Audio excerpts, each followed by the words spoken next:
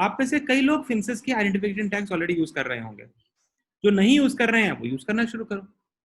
सो हर item का identification tag फिंसिस के अंदर बनता है, विद बारकोड भी निकलता है, विदाउट बारकोड भी निकलता है। बारकोड की मदद से स्कैनिंग इशू हो जाता है, अदरवाइज मैनुअल इशू हो जाता है। बट जैसा भी हो, अब बारकोड आप टैग जरूर लगाओ। अभी सुमित उसे लाइव दिखाएंगे आपको कैसे निकलता है इवन विदाउट बारकोड। इससे सबसे पहला फायदा, आपके पास ट्रेसेबिलिटी के लिए एक डॉक्यूमेंट होता है कि भी देखो इस पॉलिथीन के ऊपर, इस बॉक्स के ऊपर ये वाला स्टिकर था जो मैंने कंज्यूम किया आज के बैच में, या मैंने इस मशीन की रिपेयर में यूज किया। अगर रात को 9 बजे एक मशीन डाउन होती है, एक पर्टिकुलर उसके लिए बॉल बेयरिंग चाहिए, और किसी को यही नहीं पता कि इतने सारे बॉल बेयरिंग में से कौन सा बॉल बेयरिंग इसमें लगना है, तो दिक्कत होगी। तो फिंसिस के मेंटेनेंस मॉड्यूल के अंदर किस आइटम को कैसे पास्ट में रिपेयर किया, उससे सारी इंफॉर्मेशन हिस्ट्री कैप्चर हो रही होती है, क्या कॉस्ट आया कैप्चर हो रहा होता है। कौन, अगर आइटम्स का आपने ग्रुपिंग सब ग्रुपिंग ठीक से करी है, तो किस मशीन के कौन से चाइल्ड पार्ट्स स्पेयर पार्ट्स होते हैं वो भी अंदर सिस्टम में होते हैं। तो चाहे वो मेंटेनेंस आइटम हो, चाहे रॉ मटेरियल हो, चाहे बीओपी हो, हर एक का ये जो लेबल है, ये लेबल उस पर लगाने से आपको कोई मेहनत नहीं करनी पड़ रही। आपकी तारीख अपने आप आ रही है, आपका एमआरआर नंबर अपने आप आ रहा है, वेंडर का नाम आ रहा है, वेंडर का नाम किससे खरीदा, किस डिपार्टमेंट के लिए खरीदा, इसका नाम क्या है, इसका कोड क्या है, वो सब सिस्टम आपको ऑटोमेटिकली दिखाता है।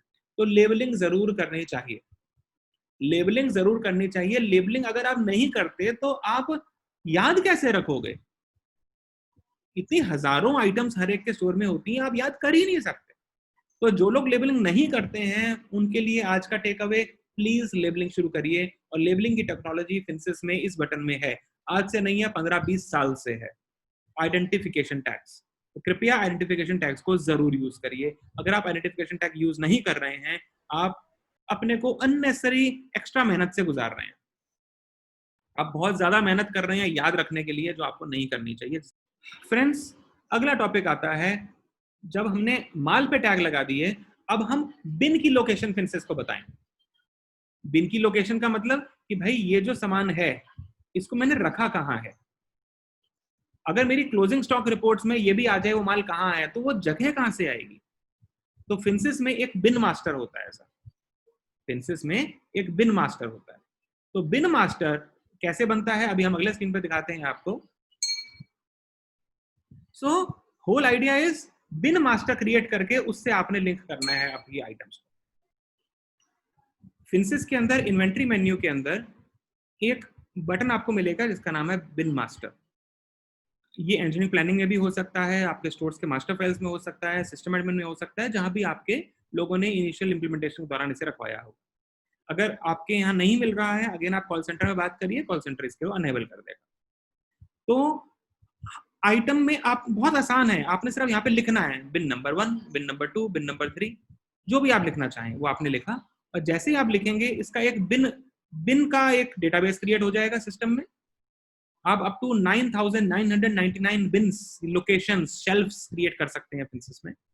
और आप क्लिक करेंगे तो उसका एक बिन बारकोड क्रिएट हो जाएगा, जिसमें बिन का नंबर भी आ रहा होगा और बिन का बारकोड भी आ रहा होगा। आप लोग में से जो लोग इसको ऑलरेडी यूज कर रहे हैं ग्रेट, जो नहीं यूज कर रहे हैं, ये एक एड ऑन फैसिलिटी है, because barcode based material issue के लिए ये काम आता है। तो again it looks better, it looks wonderful and looks your company very systematic. तो आप चाहे इलेक्ट्रॉनिक मैन्युफैक्चरर हैं, चाहे मोबाइल फोन बनाते हैं, चाहे आप टीवी के रिमोट कंट्रोल बनाते हैं, I can see many of you in this audience today. So 111 लोग इस टाइम पार्टिसिपेंट्स हैं हमारे इस डिस्कशन में। तो आपकी हर शेल्फ के ऊपर आप ये इमेजिन करिए, अगर ये बारकोड्स लगे हुए हैं और आपके लोग इसे स्कैन करके माल को रखते हैं, स्कैन करके उतारते हैं। इंडिया के एक बहुत बड़े हेलमेट मैन्युफैक्चरर हैं, उनके लिए हम काम करते हैं। तो वहां भी इतने सारे हेलमेट रोज बनते हैं, तो कौन सा हेलमेट कहाँ रखा था उससे याद ही नहीं कोई कर सकता। कौन सा फिनिश्ड गुड कहाँ रखा, कौन सा रॉ मटेरियल कहाँ रखा, कौन सा स्पेयर पार्ट कहाँ रखा। अगर आप मैरिज कर दो शेल्फ और बॉक्स की, जब माल आया आपने उसके ऊपर बारकोड लगा दिया, ये माल का बारकोड है, और जब शेल्फ है शेल्फ के ऊपर बारकोड लगा दिया, तो इन दोनों को अगर आपने मैप कर दिया तो फिंसिस में लोकेशन की मैपिंग हो जाती है। तो स्टोर्स को अच्छे से चलाने के लिए location mapping is again a fantastic thing, जो आप आज अपनी ऑर्गेनाइजेशंस में इंप्लीमेंट करने के बारे में सोच सकते हैं।